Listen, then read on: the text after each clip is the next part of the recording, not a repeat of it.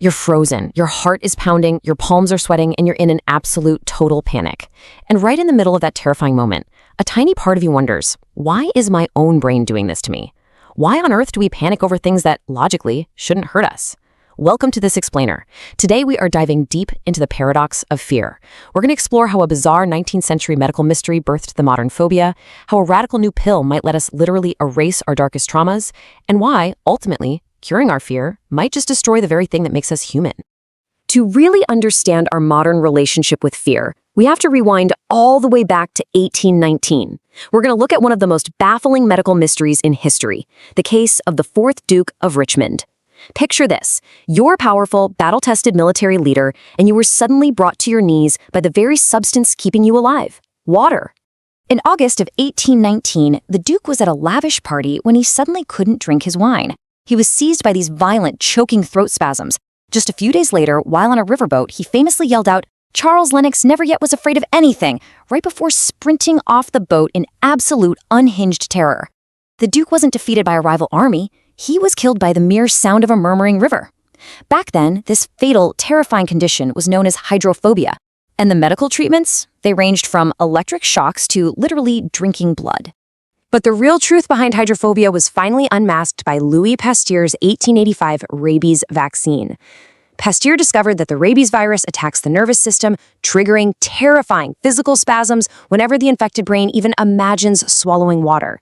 And this was a massive breakthrough. It officially separated the biological infection of rabies from the psychological phenomena we experience today. The word phobia survived, but it evolved from a deadly viral symptom into the psychological terror that we all recognize today. Fast forward to now, and phobias have shifted from rare 19th century medical anomalies to everyday psychology. In fact, they are so incredibly common that 7.4% of all humans will suffer from a crippling, irrational fear at least once in their lives. So what exactly are we all so terrified of? Well, the Diagnostic and Statistical Manual of Mental Disorders divides our modern fears into 4 main categories, plus a 5th for literally everything else. And honestly, it shows just how creatively the human mind can manufacture panic. From dogs, to elevators, to needles, if a thing exists in this universe, human beings have figured out a way to be utterly terrified of it. But there is a really crucial catch here, and that is context. According to the DSM-5, a fear of lions isn't a phobia because, well, lions are actually dangerous. That is, unless you're raised in a famous circus family, like the El Hel family in Egypt, where wrestling a lion cub is just a normal Tuesday. For them, fearing a lion would be totally out of context. To be classified as a true phobia, the panic must be wildly, completely out of proportion to the actual danger. Which begs a massive question. Where do these disproportionate fears actually come from? Science is still heavily debating their exact origins. Theories range from deep-seated genetics to living through a severe childhood trauma, or even a crazy phenomenon called observational phobia. That's where literally just watching someone else go through a terrifying experience, like nearly drowning, causes your brain to essentially copy and paste their fear directly into your own mind. No way, right? So how do we fix it? Well, for decades, the undisputed gold standard for treatment has been gradual exposure therapy through CBT. It goes like this. You flash an image of a spider, you play some calming music, and eventually, over time, the patient can comfortably hold a real live tarantula. Case closed, right? Well, not exactly. Modern biological psychiatry has recently dropped an absolute bombshell. This traditional method might be fundamentally biologically flawed. Let's dive right into the architecture of fear and step inside the actual neuroscience of trauma. To understand why exposure therapy falls short, we have to look under the hood of the human mind. For a century, doctors believed in memory consolidation. That's the idea that memories are kind of like wet concrete that slowly sets and becomes permanent over time. But in a brilliant 2013 study in Current Biology, researchers realized memory is actually much more like a computer file. Bringing up an old memory acts like double-clicking that file on your desktop. It goes into a state of memory reconsolidation, meaning you can actually rewrite the data before hitting save again. And this is where it gets totally wild. Enter norepinephrine. When you see the thing you're terrified of, your brain dumps norepinephrine, which is adrenaline's sister chemical. This drastically amplifies emotional memory. So every single time you panic at the sight of a cockroach, you aren't just remembering your fear, you are effectively burning a stronger, more agonizing fearful memory into your mind all over again. This perfectly exposes the fatal flaw with traditional exposure therapy. It doesn't overwrite the terrifying computer file. It just builds a new, fearless memory right next to the old one. The original fear is still lurking in the background of your brain. Clinical psychiatrist Dr. Richard Friedman even noted a patient who had completely conquered his fear of heights through CBT, only to have the original phobia ambush him completely out of nowhere a year later on a mountain in Costa Rica. So what if we tried a completely different approach? A pill to erase fear? Let's look at the chemical future of phobia treatment. This brings us to a truly radical new approach proposed by Dr. Friedman. What if we didn't just try to talk down the fear? What if we could just chemically turn it off at the source, literally short-circuiting the brain's save file mechanism? Here's how it works. You expose a patient to a spider. The exact moment they open that memory file to reconsolidate it, you give them a dose of beta blockers. These beta blockers completely shut down the norepinephrine.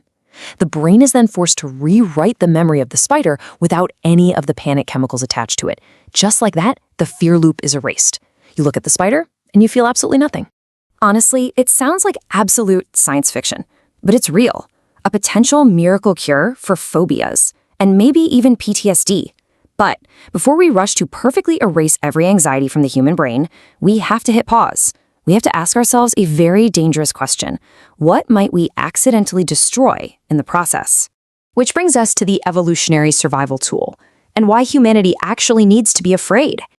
As evolutionary psychologists point out, fear isn't a glitch in our hardware. It's the ultimate survival mechanism. If an early human wasn't terrified of a saber-toothed cat, they didn't live long enough to pass on their genes. We are, quite literally, the descendants of the cowards who knew exactly when to run. But hold on, we have to clearly define our terms here. We constantly confuse fear with cowardice, but they are radically different things. Fear is just a biological feeling, a brilliantly evolved alarm bell. Cowardice, on the other hand, is an unfavorable, conscious choice made in response to that alarm. Think about it. A baby reaching out to pet a roaring lion isn't brave, it's just ignorant. As the great poet Al-Mutanabbi observed centuries ago, the mind must come first and bravery itself comes second. True courage requires logic and knowledge. Otherwise, you're not brave, you're just wildly unaware of the danger. You cannot be brave if you don't actually understand what you're up against. Let's explore fear versus cowardice, and the space between stimulus and response. This is the exact moment where cold biology meets the human soul. It's the profound philosophical difference between humans and the rest of the animal kingdom. If you make a loud noise and corner a cat, it reacts violently, purely on instinct. It will scratch you to pieces without a single second thought. But humans have a cerebral cortex, we have imagination, we have insightful reflection.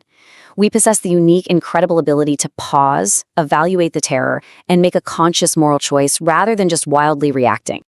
Drawing inspiration from Dr. Viktor Frankl, a psychiatrist who survived the unimaginable horrors of the Holocaust, author Stephen Covey perfectly captured this human superpower. He wrote, "Between stimulus and response, there is a space. When the fear stimulus hits, animals act instantly. But humans, we have a space. It might just be a fraction of a millisecond, but in that terrifying gap between the flood of norepinephrine and the action we take, that is where our ultimate freedom lies.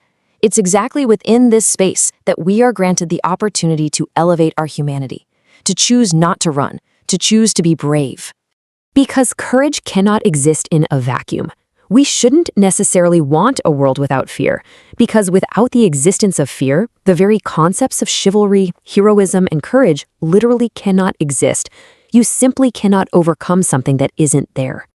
So, as we completely master the neuroscience of memory, and as we learn to perfectly hack the chemistry of the human brain to erase our phobias with a simple pill, we are left with a massive, haunting question to end on. If we chemically remove our capacity to be afraid, have we also cured our capacity to be heroes?